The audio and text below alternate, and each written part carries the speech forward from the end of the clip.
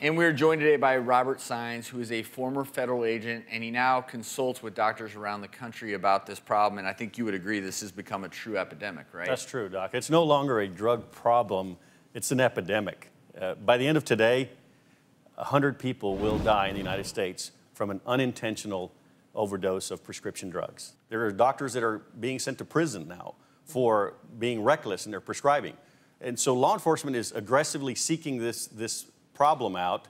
And doctors are also doing their part, though. We have to give doctors credit. More and more doctors are implementing safeguards in their practice, which often rub the patient wrong. Oh, they get mad as just like I said. Well, there's now prescription drug monitoring where I can't tell you how many times a patient will come to the emergency department and I will say, when was the last time you had a prescription filled for narcotics? And they'll say it's been months.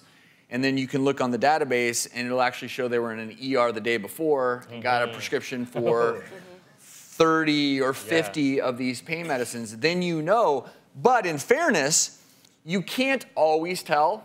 Correct. And you want, as a doctor, to, in my opinion, err on the side of treating and comforting your patients. You don't want your patients to suffer.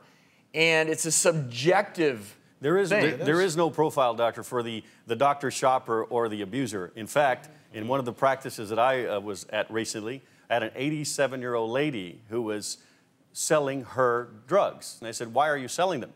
She says, well, sometimes I need the money to pay for bingo or my Lipitor. Yeah. And so it's a sad situation. We have to educate the public, a different generation that sees these as a different problem. And then you have the other side of the equation. You have checks parties. A checks party is simply what's happening today. More and more teens will send mass texts to each other and say, we're having a checks party at Travis's house or Robert's house. And people will, the students will bring, or the teens will go to their medicine cabinets or their family's medicine cabinets, bring whatever they can find, Xanax, hydrocodone, whatever. Oh.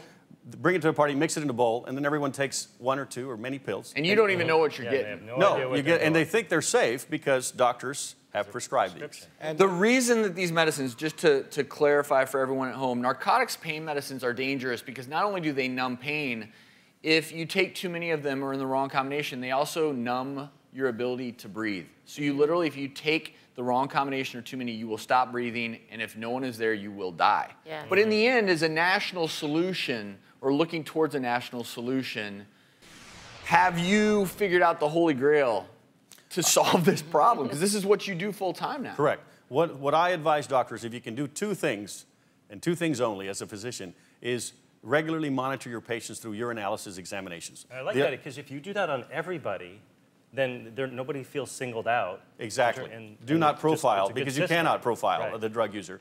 And the second thing is, as you mentioned in your segment, not every state has a state monitoring website, but we need to head into a national database where physicians can check to see what other physicians are prescribing us. Yeah.